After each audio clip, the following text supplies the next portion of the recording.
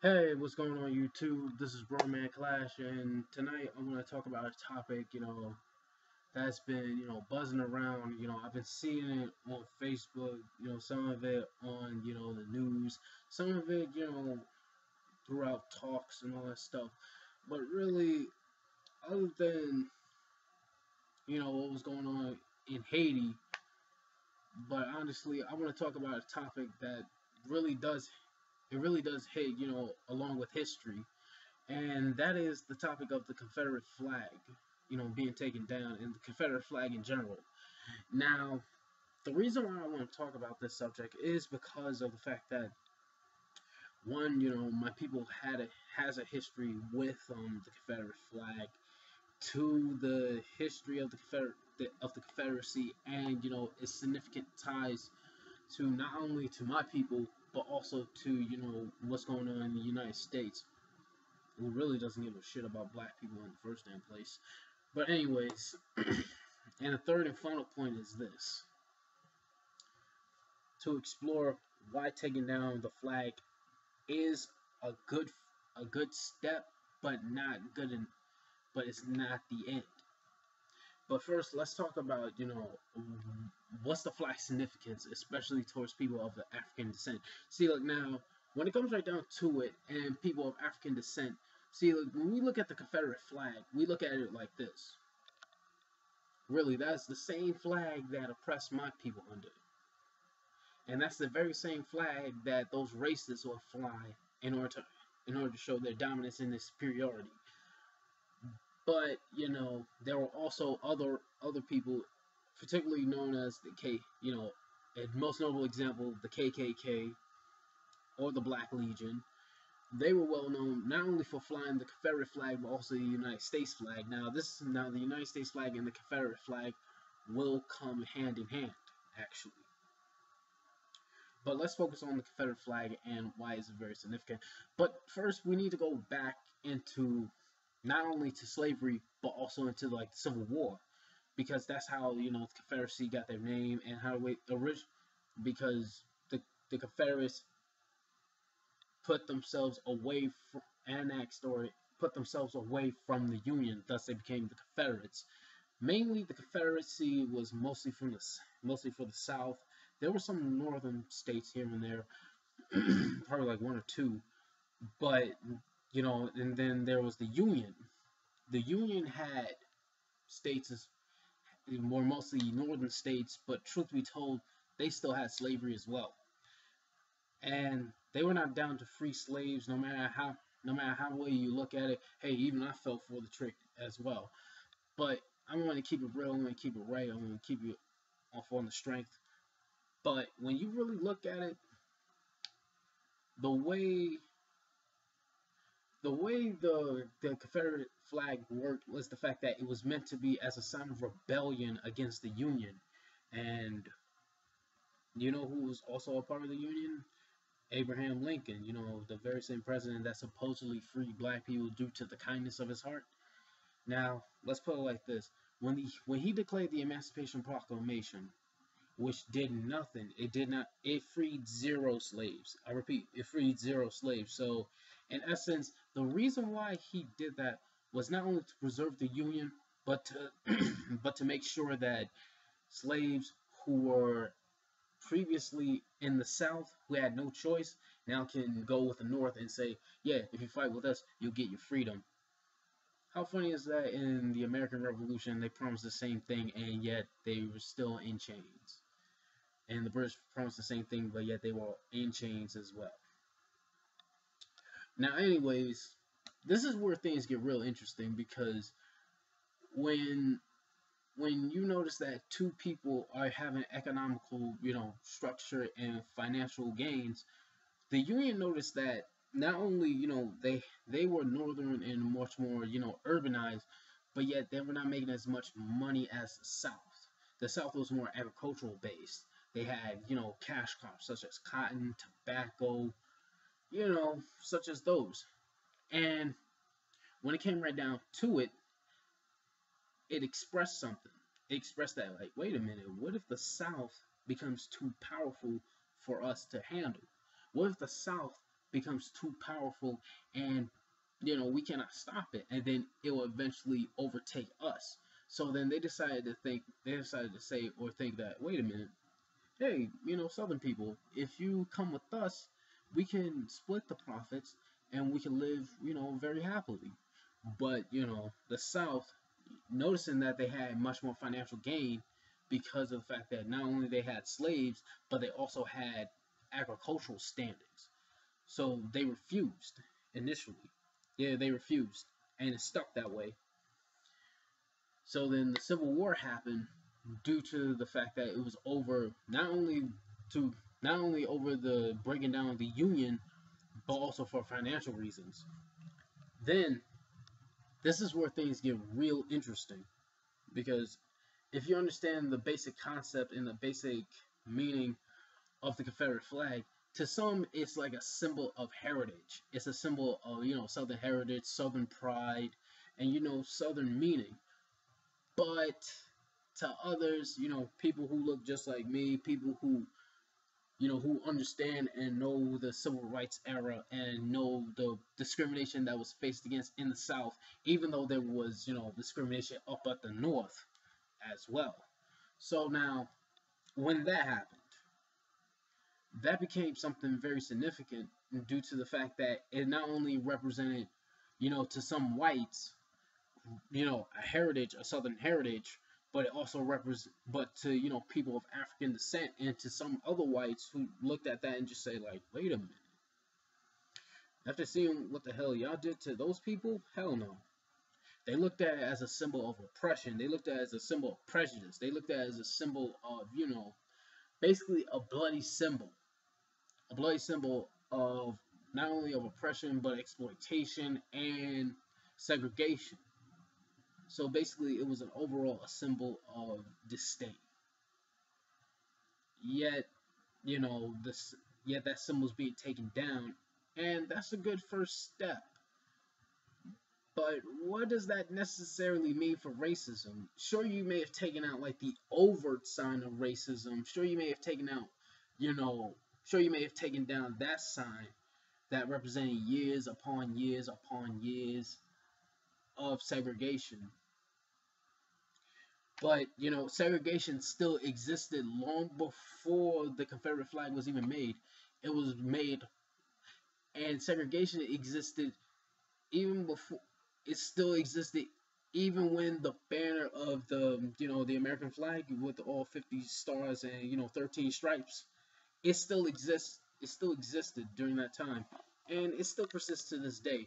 Now, when we look at the Confederate flag, we look at it through a historical lens. We look at it through the Civil War. We look at it through the Civil Rights era, which is true. But when you look at what is it? What is that? Oh yeah, when you look at it through when you look at the American flag, which has been flown overseas, has been flown right there.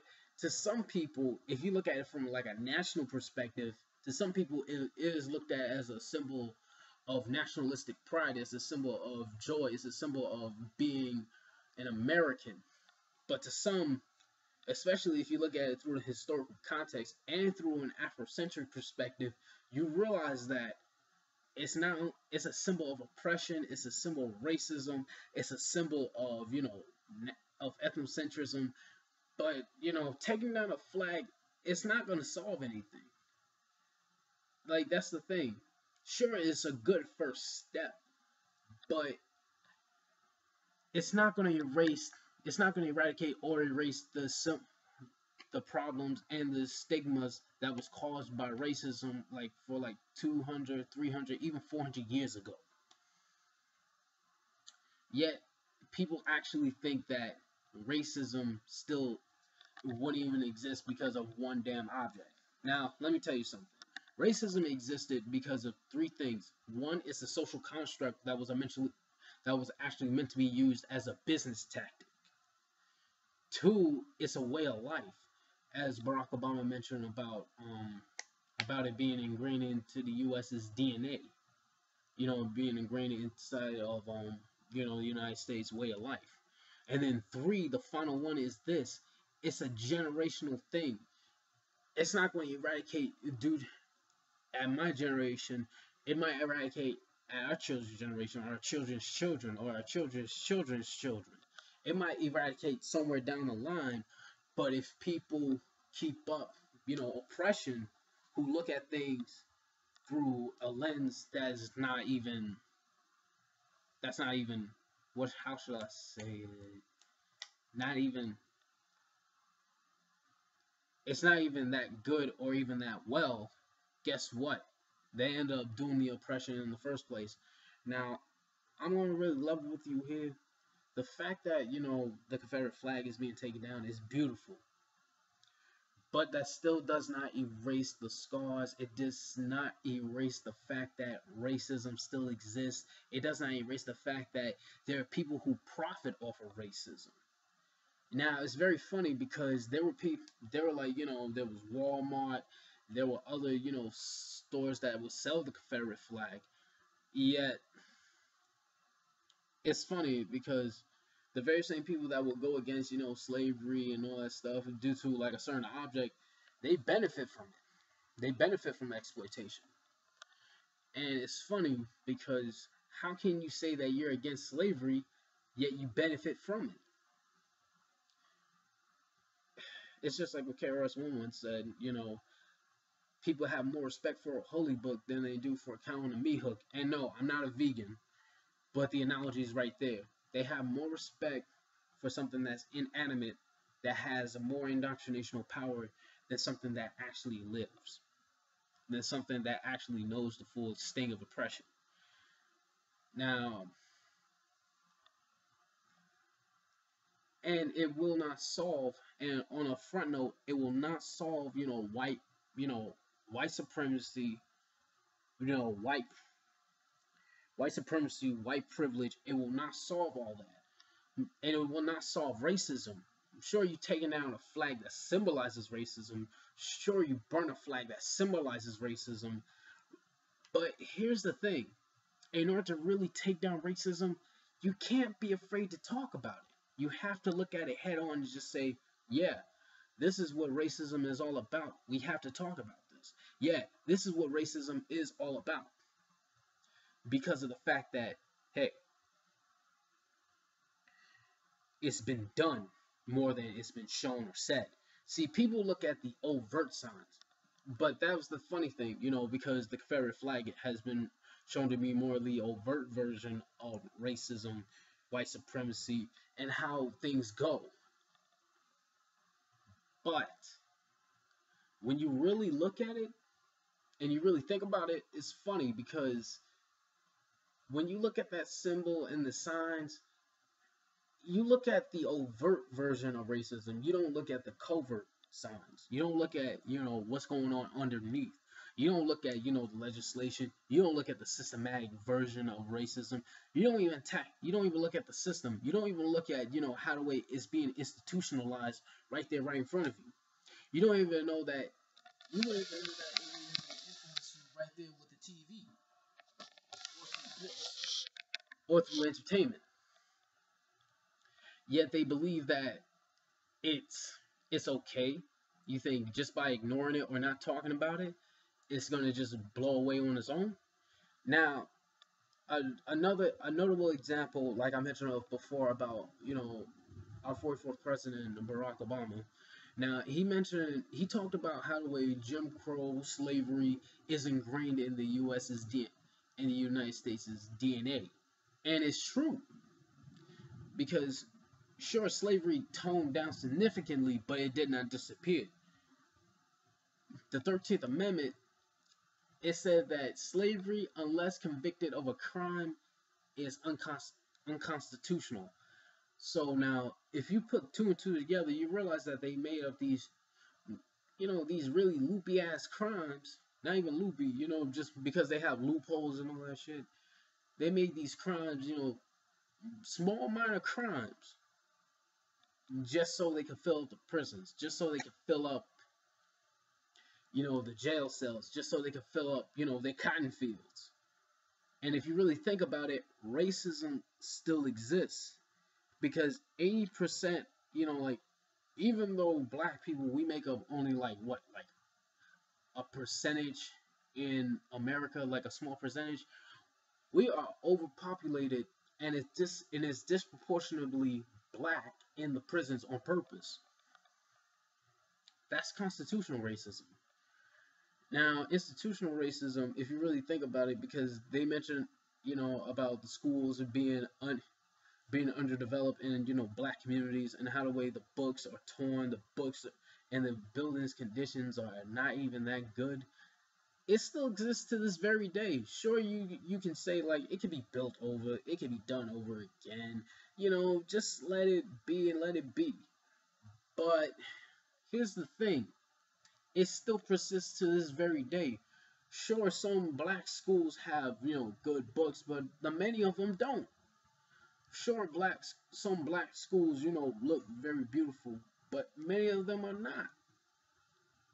And to make matters even funnier, people want to talk about how taking down a flag is going to solve something, and it represents years of oppression, years of rebellion. That's the only thing that it represents. It represents rebellion from the Union. And another thing too, Abraham Lincoln did not care about the slaves. The only reason why he made the Emancipation Proclamation, even though it freed 0 slaves, was to actually preserve the Union, like I mentioned before. It was to preserve the Union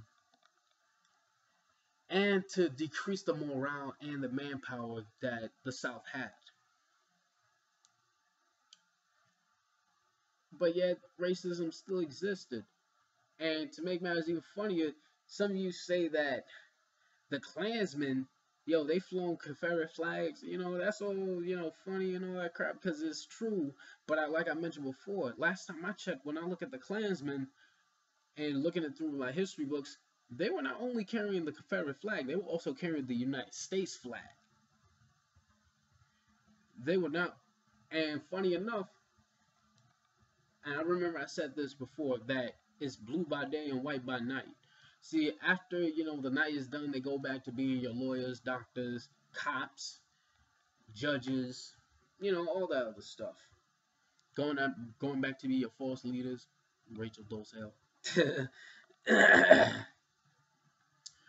And to make matters even crazier, and I'm just going to keep it real with you, is the fact that it deals with a topic in itself, because of the fact that it shows that racism is less overt but more internalized. And you know what? I'm just going to level with you right here. And I'm going to keep it real. See, look, people actually think that by taking down a flag, which is a good first step, by the way, but it still doesn't change anything. Even the fact that, the mainstream media try to get on Barack Obama by saying, like, oh, yeah, he said the N-word. That's not right. He said the N-word. But here's another thing I got to mention to you, too. How many other people called him the N-word, especially when he was in office? How many people drew him as a monkey in a suit? How many people, made fun of him when he first entered in? Like, it's funny because he proved all those stereotypes wrong. And, mainstream media, they look at it as like, you know what, man, we should never let that, like they try to say behind his back, we should never let that nigger or that monkey into the White House. And they find him tooth and nail. And in the end, it's sad because he's nothing more than just a puppet.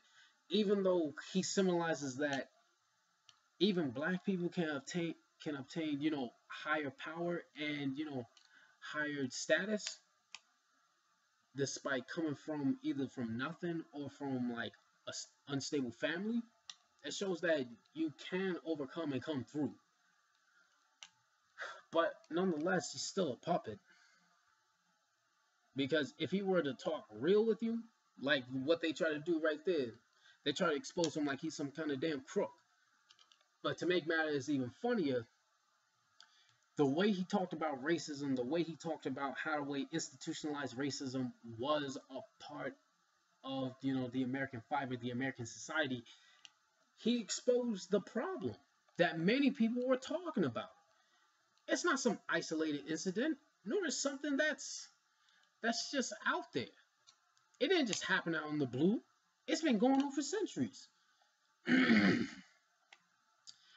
to make it, even crazier, and to make it even, sadder, is the fact that when people looked at racism and look at white supremacy, and when you look at Jim Crow and you look at slavery, it's ingrained in America's DNA so well that even people think like there's no hope. And you want to know what the real funny part is? Is the fact that it's not the fact that, America lost hope. It's the fact that America grew up on racism so much that they think it's a lifestyle, even though it stemmed from one simple social construct, which is race. Now, how can people look at the very same flag and look at, America's way of life and say that it's natural? That shows that you've given up. You haven't really tackled the problem head on. And just like what Kwame Ture once said, racism is both overt and covert. Just like you should look at like a white individual attacking a black individual, or vice versa, you should look at how the way a white community attacks a black community, vice versa. That's just it. But people don't look at it that way because of the fact that they think it's so ingrained. They think it's natural. They think by following the TV, they think following what's the latest trend, out there in the street. They think it's cool, but it's not. If you really look at like the deeper science and the deeper meaning behind it, you realize that all of it stemmed from slavery. All of it stemmed from mental capacity. It stemmed from mental problems. It's not mental problems as in like bad breakups or something like that. It stemmed from mental problems as in like it's all in your head. And if you want to get it out of your head, you have to be vocal. You have to speak. And the fact that America's not willing to speak about it, that also showed that they don't really. Now, what I mean by they, I mean about the government. I mean about the police departments. Sure, you got some individuals that say, what, that's not right. And the reason why they're taking out the Confederate flag is because it's trying to appease to those that will complain about it. But it's deeper than that. It's institutional, it's systematic, it's ingrained so deep that you'll need to be a doctor to take it out.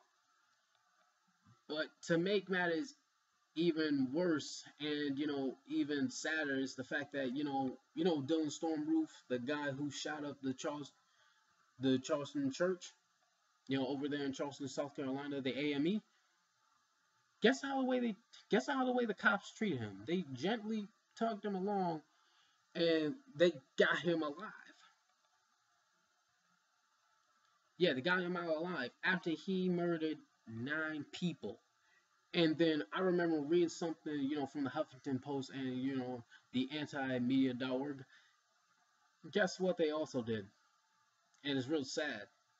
They actually let him eat Burger King after he murdered 9 people. He's saying, I'm hungry, officer. It's okay, I could, get myself something to eat. And he said, no, sure, okay. And pulled over to a Burger King. And I'm just looking like, wow. So even the officers just don't, fucking care.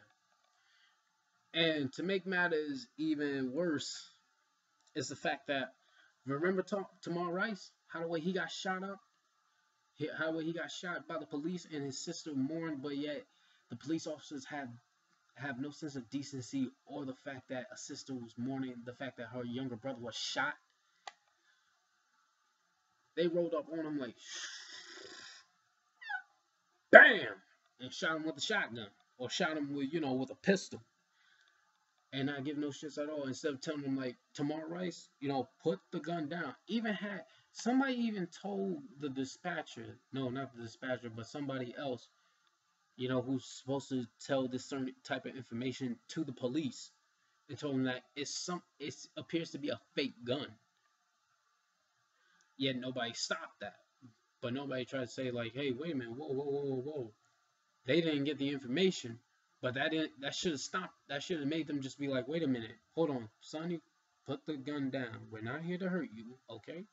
No, they just rolled up and pow, shot him. But then I remember seeing another video which showed off a big white guy, a big old white guy who looks like, the rhino version of Saint Nick. And guess what happened? He was waving the gun around. He was waving the gun around even towards the police, and I believe he was intoxicated as well. And you want to know what the real funny part is? The police officers didn't even shoot him on sight. They took their time. They were just like, holy crap, what are we supposed to do? He's holding the gun. But then it was just like, you just shot a 12-year-old kid. You described him as 16 or 20, but when I look at the picture, he looked like an innocent 10-year-old. You have no problem shooting him, but you have a problem shooting a fat, drunk wino who's actually pointing a gun, and he could be, he could shoot at any moment.